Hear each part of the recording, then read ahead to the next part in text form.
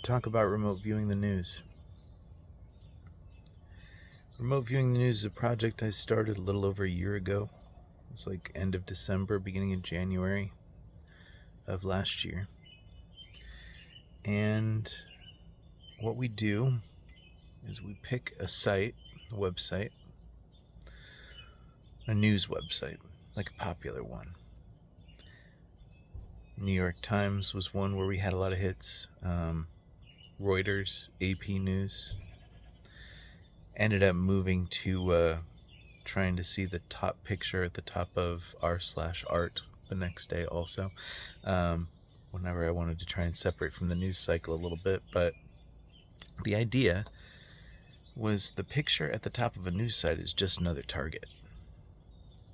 You're blind to it. You have no idea what the picture that's going to be at the top of a specific news site at a specific date and time. You have no idea what that's going to be. So you're blind. It's exactly the same as a regular remote viewing target. You're supposed to be blind. So what we did, I would set my intention to view the picture at the top of a specific news site at a specific date and time in the future. And at first we did like a day out. So the night before, I would do my session, and I would post it right after doing the session. So the timestamp on the post at r/RV the news, the timestamp would prove that the session happened before the article was published, before the picture showed up at the top of the news. And it worked. Again, it didn't work all the time, but it shouldn't have worked at all. First time we did it, I'll show you here. I don't have the numbers in front of me, but I'll mouse over on the submission page for the session post. You'll see that the date and time is the night before I checked the feedback the next day. They're two separate posts. You can see the timestamps. The links are right there. The first session, I'm going to talk about two of them right now. The first session, the very first impression I got was a clear blue sky, not unlike this sky right here. Just sky color, blue sky. And that sky was up above what looked like a rundown, trashy structure. And the structure had a triangle shape on top and a flat line underneath. And in between that flat line underneath and that triangle shape on top, I saw these, in my mind, they were soldiers. And they were hunkered down looking out of that space. I didn't want to say soldiers, but it was important that I noted that they were wearing helmets, because all of them were. And so I wrote it. Multiple figures wearing helmets looking out.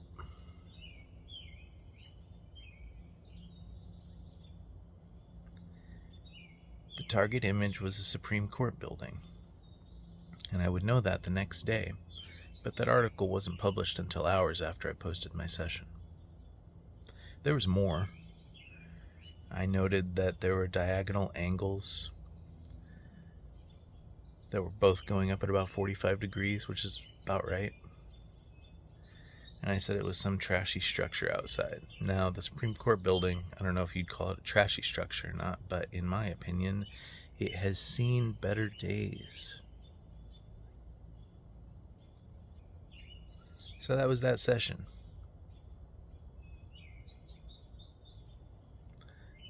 Again, that shouldn't be possible, and a guy sitting in his living room can do it. So soon after, the next day or a couple days later, I can't remember, but I'll post it here, you'll see the date. Session post, different time than the feedback post. And in this case, I got the impression of three tall rectangular shapes in the background. And it looked like they were made of these glass squares. And I made a mistake that is common in remote viewing, in that I misjudged the distance of those squares because I thought I knew how big they were. And the reason I thought I knew how big they were is because I saw a person standing in front of them. I thought they were way back in the distance and they were buildings. And this person standing in front of them, I described them as a dark-skinned male. He had a bald head. He had some light, scruffy facial hair, and he was wearing a white collar. And I said that it was posed like an organized event. I was seeing a photo shoot. I saw a microphone. I didn't write all that down. But I said posed like an organized event.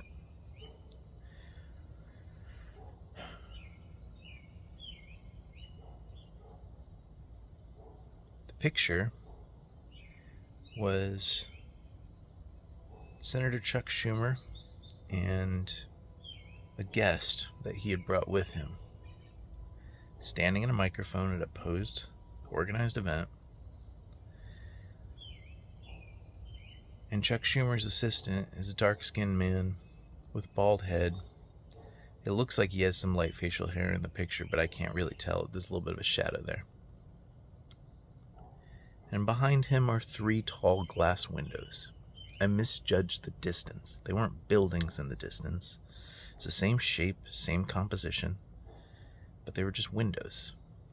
I said there was some shape between the ones on the lefternmost one and the center one, and it was tall, but it wasn't the same shape or texture as those buildings, which were actually windows. It's the tree. I was seeing the tree.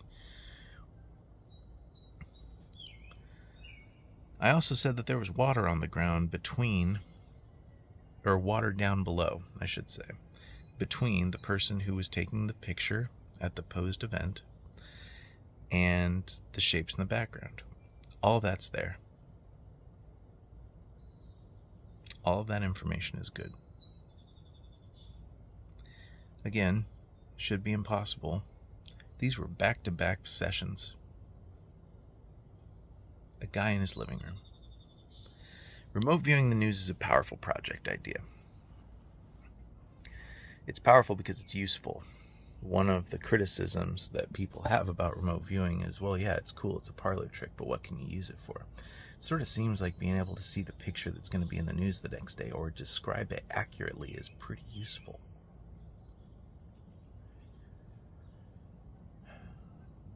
It doesn't work all the time, but it shouldn't work at all. I haven't done remote viewing the news for a little while. I don't like being that dialed into the news cycle for a few reasons. I'm not going to get all ideological with you guys. I'd like to spare you from all that because I feel like the ideological conflict has consumed every aspect of our culture, our physical culture, and I would like for us to be able to develop a non-physical culture that doesn't include all that nonsense. But I will say that the more connected to culture that I am, the harder it is to stay quiet. The more I start trying to anticipate what the next picture in the news is going to be because I'm following the news cycle. It's hard to remain quiet. Your imagination is like, no, I know what's going to happen. No, you don't.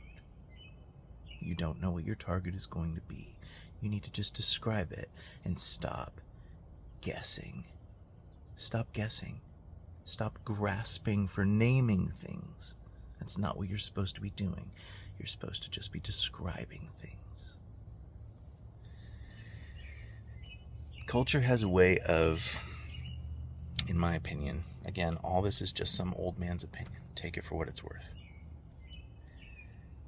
Culture has a way of, like a bungee cord, pulling you back from your own intention to whatever it is the culture wants you to be paying attention to.